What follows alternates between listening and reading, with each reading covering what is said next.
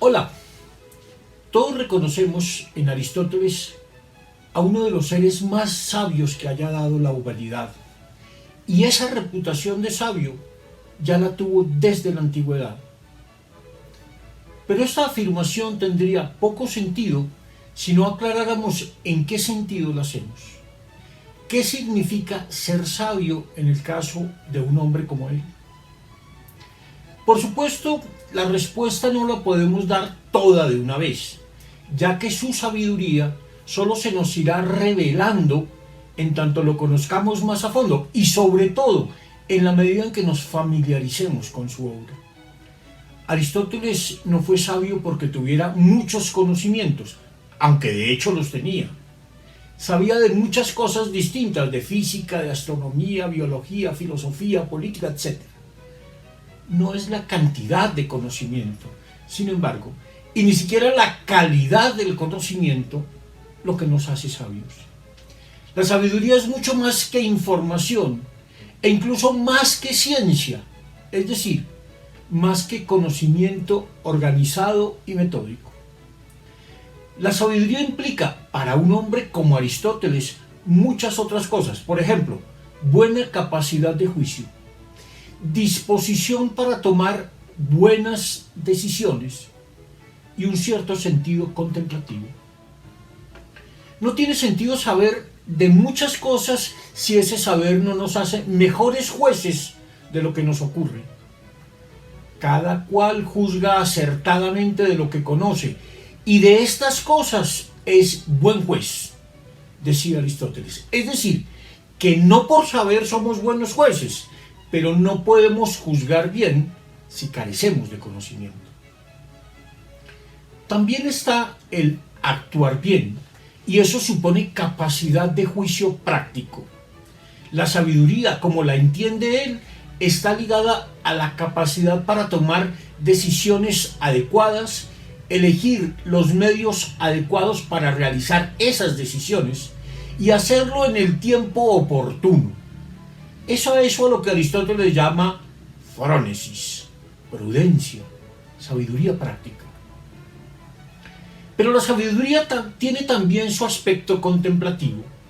El sabio es capaz de contemplar los ideales más grandes a los que se aspira en la vida humana y que son sus guías fundamentales, lo verdadero, lo bello y lo bueno, y es capaz de percibir en las cosas que vive cotidianamente esos ideales.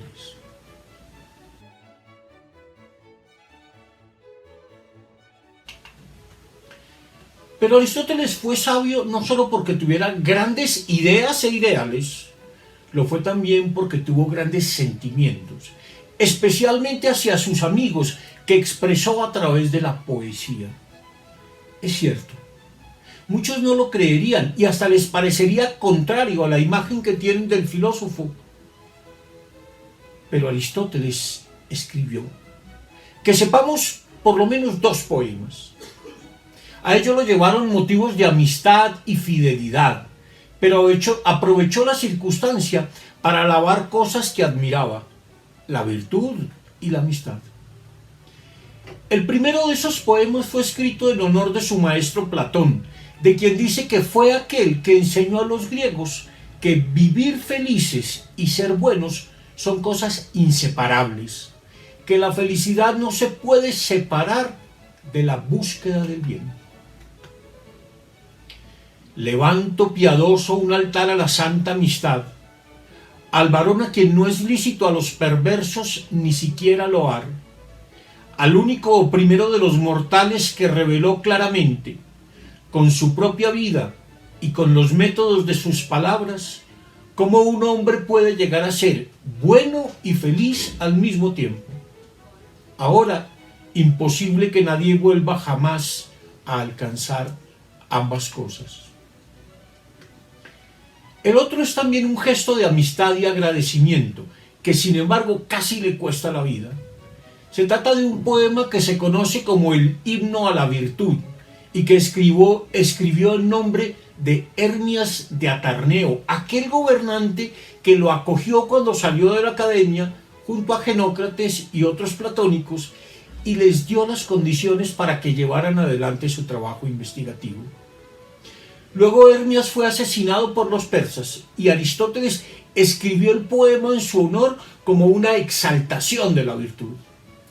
Por ese escrito se verá sometido al final de su vida a la acusación de impiedad por parte de un tal Euridemonte, que pretendía decir que Aristóteles trata aquí a Hermias como a un dios. Escuchémoslo. Virtud, fatigosa para la raza de los mortales, el premio más bello de la vida. Incluso el morir por tu causa, oh hermosa doncella, es un destino envidiable en la Hélade, o el soportar duros e incesantes trabajos. Tal fruto inmortal brindas tú al espíritu, fruto mejor que el oro, y que ilustre ascendencia y que el sueño de lánguidos ojos. Por tu causa, Heracles, nacido de Zeus, y los hijos de Leda soportaron muchas penalidades en las hazañas que emprendieron buscando poseerte. Por anhelo de ti bajaron Aquiles y Áyax a la mansión del Hades, y por amor de tu bella forma, el infante de Atarneo ha dejado viudos a los rayos del sol.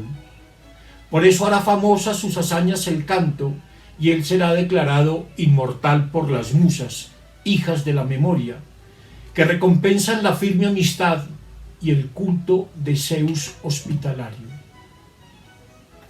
No pretendo decir que haya sido un gran poeta, cada uno juzgará al respecto. He citado estos poemas no solo como un testimonio de fidelidad hacia sus amigos, maestros y protectores, sino como el signo de cómo una juventud impetuosa se abre camino hacia una vida sabia. Volvamos al joven Aristóteles.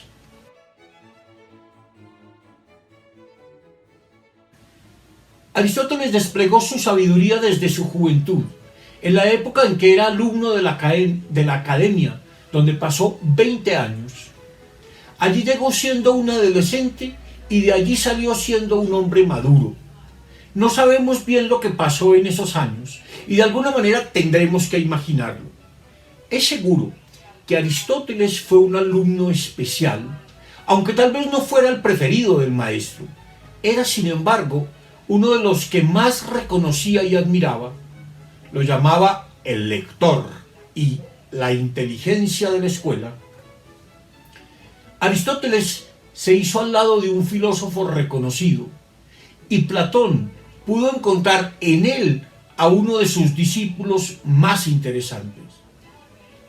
Aristóteles no fue un alumno sumiso. No se dedicó a repetir la doctrina de su maestro, sino que como buen alumno quiso siempre superarlo. Fue por ello un crítico serio, severo y reflexivo de la filosofía de Platón. No podemos entrar aquí en su crítica a la teoría de las ideas, a la idea platónica del bien, o en muchas otras críticas que hace a su filosofía teórica y práctica. Es claro, en todo caso, que no era un discípulo más, sino alguien que tenía una capacidad de pensar de forma original y profunda. Por ello, desde muy joven se le permitió enseñar allí e incluso dar un curso de retórica. Y fue también allí en donde Aristóteles se hizo autor. Hay toda una serie de textos que escribió Aristóteles como miembro de la academia, de los cuales conservamos fragmentos y un único texto más o menos completo.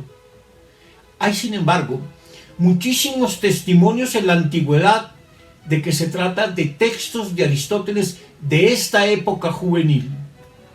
Contamos ya con una versión en español de estos textos, conocida simplemente como los Fragmentos de Aristóteles, publicados por la editorial Gredos en el año 2005.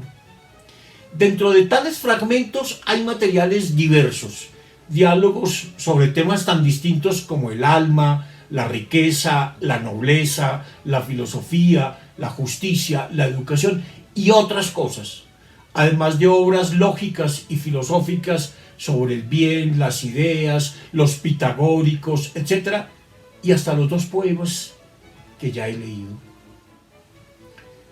Sabemos de estos escritos porque diversos autores los citaron de forma repetida en la antigüedad. Sin embargo, mucho de lo que escribió Aristóteles en esta época se ha perdido irremediablemente. A partir de diversos testimonios se han logrado reconstruir algunos fragmentos de dichos textos e incluso un texto casi completo, el Protréctico. Se trata de escritos platónicos, en un doble sentido, porque muchos de ellos fueron escritos en forma de diálogos al estilo de Platón y porque defienden ideas que son claramente platónicas, como la inmortalidad del alma, la idea platónica del bien y hasta la idea del rey filósofo. Presentaré a continuación de forma breve tal vez los 4 textos más importantes de esta época juvenil de Aristóteles: el Grilo o de la retórica, el Eudemo o sobre el alma, el Protréctico, que es una exhortación al filosofar, y su diálogo sobre la filosofía.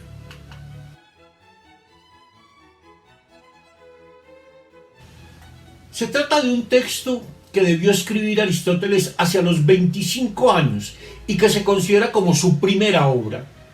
Aunque no se conserva nada de él, se cree, por los testimonios que se conservan, que era un diálogo. El nombre obedece a que fue escrito en homenaje a Grilo, un hijo de Jenofonte, muerto en el año 362 a.C. en la batalla de Mantinea. Seguramente se inspiró en el Gorgias de Platón, en su crítica furibunda de la retórica como arte. Con él abre una fuerte polémica contra la retórica, entendida como una instigación irracional de los sentimientos humanos. Parece estar dirigido contra el gran maestro de retórica de la época y el más fuerte rival de la escuela platónica, Isócrates. Sería una toma de posición radical por parte del joven Aristóteles a favor de la paideia platónica y en contra de la paideia, es decir, del proyecto educativo isocrático. Lo que trataba de demostrar, según parece, es que la retórica no es ni arte ni ciencia, sino un simple adorno, una cosmética del discurso, como ya se afirmaba en el Gorgias de Platón. Desde luego, esta es una posición que Aristóteles revisará más adelante. Lo hará incluso el propio Platón en una obra como el Fedro, pues la retórica que escribirá Aristóteles varios años más adelante se aparta de esta posición radical antirretórica. El Grilo, que parece haber sido el resultado del curso de retórica que dictó en la academia, tuvo alguna resonancia en su momento. Desató una respuesta muy fuerte de un discípulo de Isócrates, Cefisodoro, que escribió un discurso en su contra, y del propio Isócrates, que escribió su Antídosis como crítica al joven Aristóteles. Su carrera como escritor comenzó con un texto polémico en contra del más importante maestro de retórica de la época.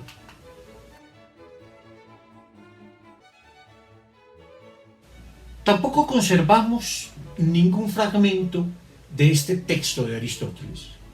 Se supone que era un diálogo de forma y contenido platónico que se ocupaba de la inmortalidad del alma. Lo que sí es claro en este caso es el contexto en que surgió. Estaba dedicado a Eudemo de Chipre, un compañero suyo en la academia que había muerto en una batalla cerca de Siracusa en el año 354 a.C. Más que un texto teórico, era una especie de consolación, pues desarrolla la idea de que el alma tiene un lugar y destino después de la muerte. Y por supuesto, recoge muchos de sus argumentos del Fedón de Platón. Parece que tenía un tono pesimista, lo cual en cierto modo es normal, pues los griegos tienen un sentido pesimista de la vida, que expresó muy bien el poeta Teognis de Megara en su famosa frase: sería mejor no haber nacido, pero una vez nacidos, cruzar cuanto antes las puertas del Hades. Se trataba, al fin y al cabo, de la muerte de un amigo y de ofrecer argumentos consoladores con respecto a su inmortalidad. Claro que esta idea de inmortalidad del alma no será algo que defienda Aristóteles más adelante en sus obras psicológicas, pues el alma será para él más bien un principio esencial para explicar la vida de los animales.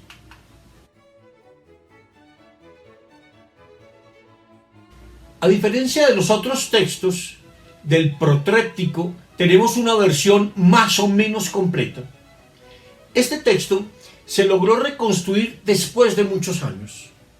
Bywater, uno de los más importantes investigadores de Aristóteles, descubrió en 1869 que en un Protréptico que siempre se había atribuido a Jámblico se copiaban pasajes enteros del Protréptico de Aristóteles, un texto muchas veces citado en la antigüedad. Sin embargo, fue solo en el siglo XX que Ingemar Düring, tras un trabajo filológico muy cuidadoso, logró reconstruir el texto original, dándole el orden que seguramente le habría dado el propio Aristóteles. Se trata de un texto que debió escribir hacia el año 351, 350 a.C. y que es una exhortación al filosofar dirigida a Temisón, uno de los 9 reyes que había por entonces en la isla de Chipre. Fue un texto muy leído y comentado en la antigüedad y que además fue imitado muchas veces. Además de una exhortación, es también una alabanza de la filosofía, pues se trata de mostrar la necesidad y superioridad de la filosofía y a partir de ello de hacer una alabanza de la vida teorética. Muchos de los argumentos allí expuestos están tomados de la tradición socrática y platónica, aunque ya se encuentran en él ideas que serán originales de Aristóteles, como la de la superioridad moral de la vida teorética, que seguirá siendo esencial en toda su filosofía, y especialmente en su ética. Resulta significativo el hecho de que fuera una exhortación a la filosofía dirigida a un rey. Hay por ello quienes sospechan que Aristóteles conservaba por entonces la idea platónica del rey filósofo. Tal vez. Volveremos sobre ese texto cuando nos ocupemos más a fondo de la idea de sabiduría de Aristóteles.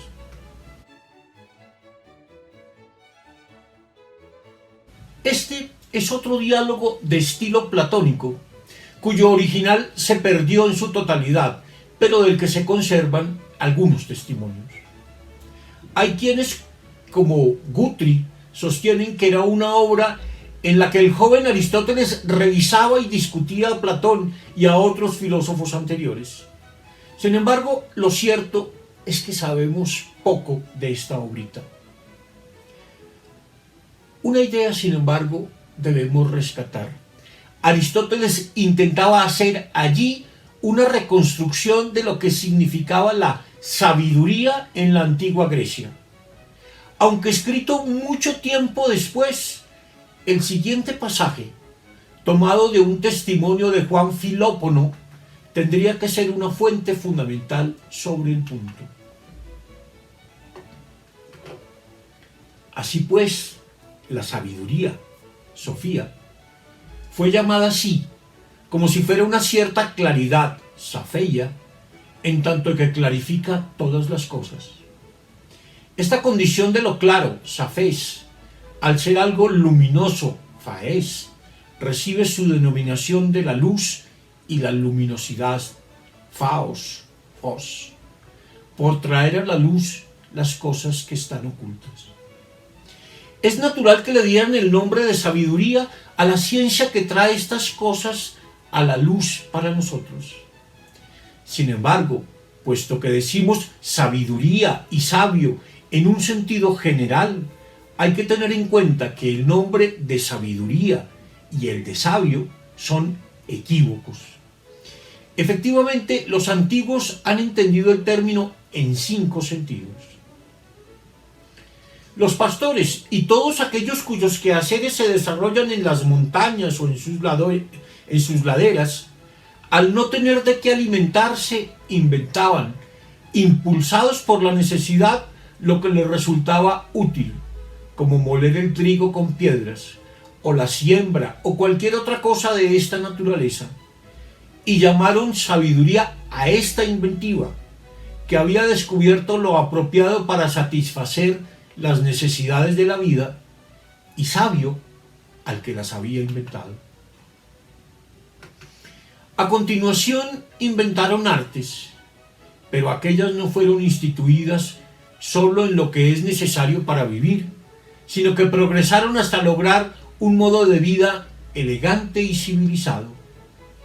También esto a su vez ha sido denominado sabiduría, y sabio el descubridor. A continuación fijaron su atención en los asuntos políticos e inventaron leyes y todo cuanto es necesario para la constitución de las ciudades. Y una vez más, llamaron sabiduría a esta inventiva. Pues los 7 sabios eran hombres de esta naturaleza, ya que descubrieron ciertas virtudes políticas. Después, progresando en su andadura, llegaron a los cuerpos mismos y a la naturaleza que es artífice de estos, y le dieron a ello el nombre más específico de teoría natural, y a los que son versados en tales asuntos los llamamos sabios en cuestiones naturales. En quinto lugar, finalmente, trataron de las entidades divinas en sí mismas, supracósmicas y absolutamente inmutables, y denominaron el conocimiento de éstas la sabiduría suprema. Corresponderá a Aristóteles dar un sentido más específico a la noción de sabiduría. De eso nos ocuparemos a continuación. Hasta pronto.